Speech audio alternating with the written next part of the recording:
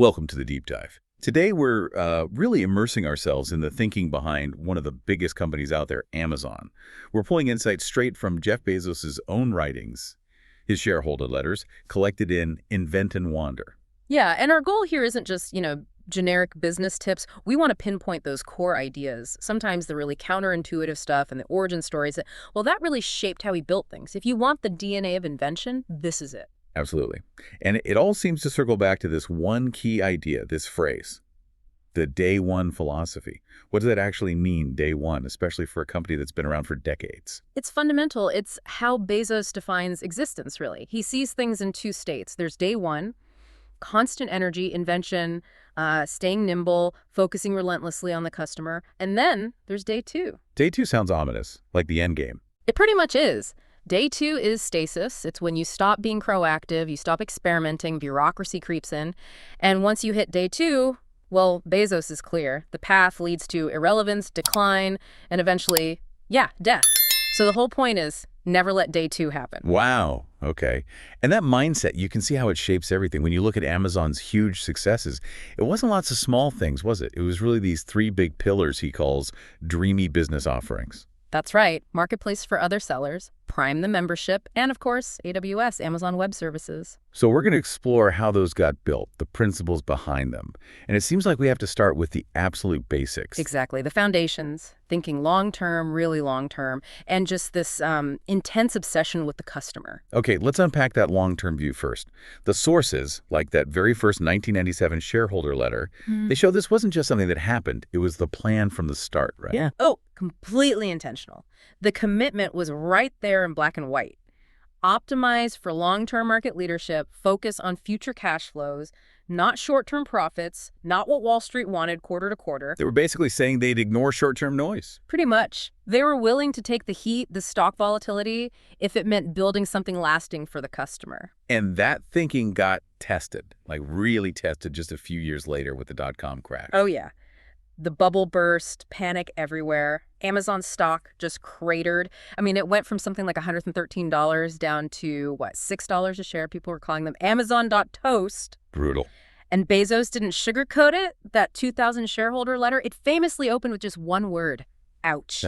Yeah, I remember that. Yeah. But internally, the picture was different. They weren't panicking in the same way. Not at all. Yeah. Because while the stock was tanking, all their internal metrics, customer numbers, efficiency, profit per item sold, those were all heading sharply up.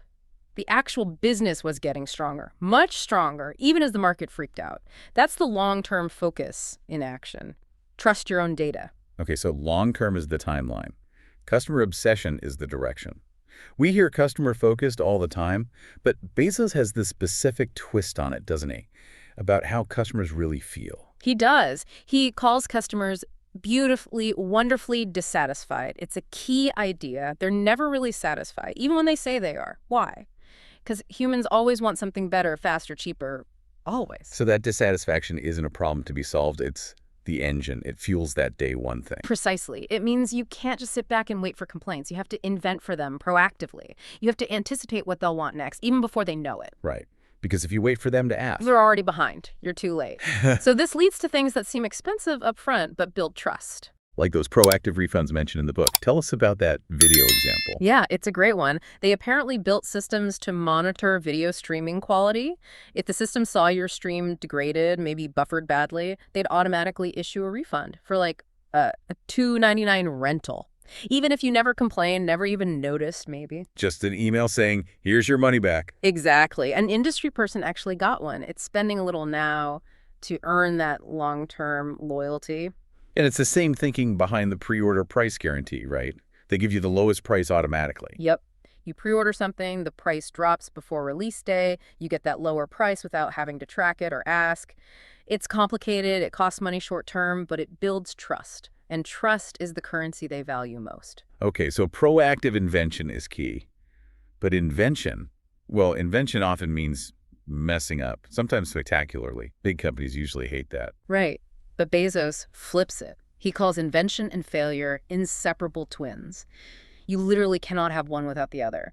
And he's very direct. Expect the big failures. He says things like, big winners pay for thousands of failed experiments. You have to be okay with big, expensive flops to get those massive, game-changing wins. So failure isn't something to hide. It's almost like R&D cost. There's that famous story connecting the Fire Phone disaster to something huge. The Fire Phone and Echo connection, yeah. Mm. It's perfect. The phone bombed commercially. Huge write-down. But the learnings from it, the engineers, the software insights, the experience with hardware, all that got funneled directly into developing the Amazon Echo and Alexa. It massively accelerated it. So the failure wasn't a total loss. It was Tuition. an expensive education, exactly. Yeah. And Echo itself is a great example of what he calls wandering. Nobody in 2013 was asking for a smart speaker cylinder in their kitchen. Right, it wasn't market research driven. It came from somewhere else entirely. Totally. It came from his childhood passion. He was a huge Star Trek geek, and he always wanted to build the Star Trek computer, voice controlled, always listening, ambient computing. That was the vision. A successful wander, unlike the Fire Phone. Okay, invention needs failure tolerance. But day one also needs speed. As companies get bigger, they just naturally slow down. How do you fight that? How do you maintain high-velocity decision-making? It's about process discipline, specifically distinguishing between types of decisions. They talk about type 1 versus type 2 decisions. Type 1 is the big, scary, irreversible stuff, like walking through a one-way door. Exactly. Those need deep analysis, debate, consensus. You go slow. But most decisions, probably 90% or more in a business, are type 2. They're two-way doors. If you make a mistake, you can back up, change course. It's not catastrophic. And the trap is treating type 2 like type 1. That's the killer for big companies. They apply heavyweight process to reversible decisions, and everything grinds to a halt. So, type 2 decisions, they should be made fast by small teams, often by individuals. And to help with that speed, there's the 70% rule. Yeah, the idea is don't wait for 90% or 100% certainty. If you have maybe 70% of the information you wish you had, make the call. You need to be good at making the decision, sure, but you really need to be good at course-correcting quickly if it's wrong. Okay, makes sense. But what if the team wants to go fast? They've got their 70%. But a senior leader, maybe Bezos himself, just disagrees. Doesn't that stop things? That's where the third rule comes in, and it's crucial. Disagree and commit. Explain that. How does it work?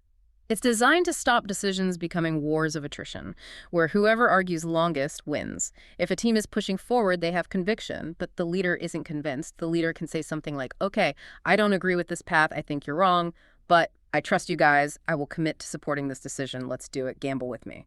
So they voice their disagreement, but still back the team's play. Yes. There's an example from Amazon Studios where Bezos apparently did just that, greenlit a project he doubted, saying the team had more ground truth. It keeps the team motivated, keeps ownership with them, and maintains speed even with disagreement. That's day one velocity. All right. Okay, let's pivot to the origin stories of those big three, Prime and AWS specifically. How did these principles actually play out when launching those massive ventures? Well, Prime is maybe the ultimate type 1 decision driven by gut feeling over spreadsheets. It basically started by merging two different ideas floating around. One was a loyalty program. The other was offering free, fast shipping. Combine them into one membership. Sounds simple enough. Yeah. But the initial math wasn't good. Oh, it was terrible. Okay. The finance team apparently labeled the projections horrifying. Just think about it. You offer an all-you-can-eat shipping buffet. Who signs up first? The people who order the most stuff and cost the most to ship already. The heavy eaters. Exactly. So the immediate cost looked astronomical. It scared the short-term thinkers right off. So launching Prime was a massive leap of faith, betting that the long-term loyalty and increased buying would eventually outweigh those huge initial costs. Totally. It was pure conviction, a belief in the power of convenience and trust, even when the numbers looked bad up front. A classic heart and intuition play. Okay, now AWS, the cloud computing giant.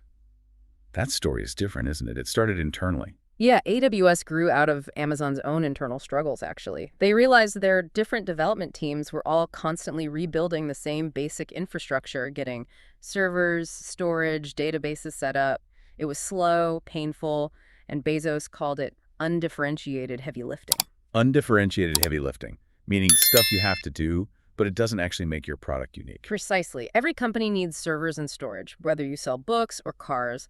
But building and managing that infrastructure doesn't give you a competitive edge. It just costs a ton of time and money. So Amazon decided to fix this for themselves first.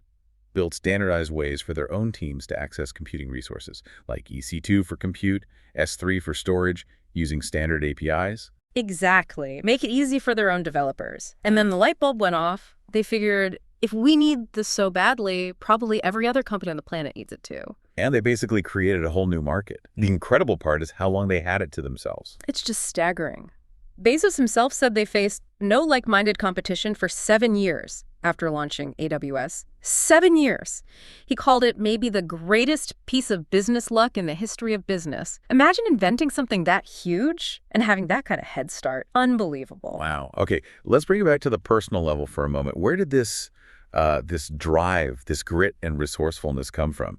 The book talks about his family background. Yeah, there are some powerful stories. His mother, Jackie, got pregnant with Jeff when she was just 17, still in high school back in 1964. The school actually tried to kick her out. Seriously? Yeah.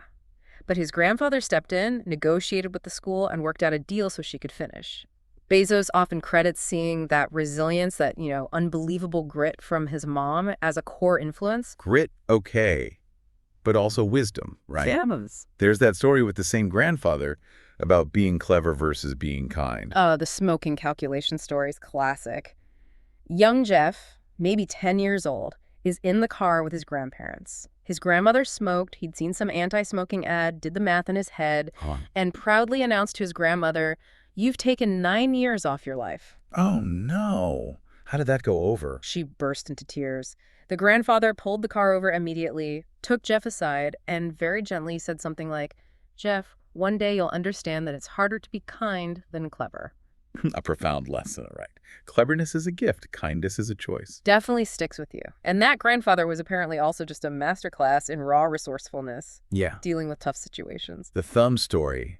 It's unforgettable and kind of gnarly. He apparently smashed his thumb badly on their ranch gate, tore the skin right off, drove himself like 16 miles to the hospital. Oh. The doctor basically said, okay, we need a skin graft. We can sew your thumb to your stomach for 6 weeks or take a graft from your butt. Tough choice. What did he pick? He went with the butt graft.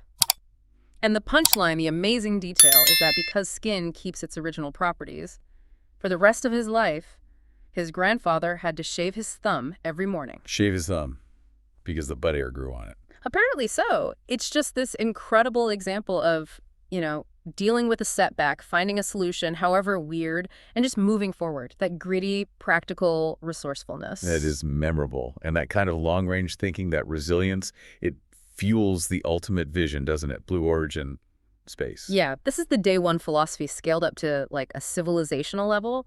Bezos is quite clear. He doesn't see Earth as having infinite resources for continued human expansion. He worries about eventual stasis and rationing if we stay confined here. So Blue Origin isn't about escaping a doomed Earth. It's not Plan B. No, he frames it as Plan A for Earth. The idea is to move heavy, polluting industries off the planet into space, allowing Earth to recover and become primarily residential and maybe light industrial. And the scale of that vision is huge. Yeah. It's astronomical, literally. He talks about enabling a future civilization of maybe 1 trillion humans living and working in the solar system. Why?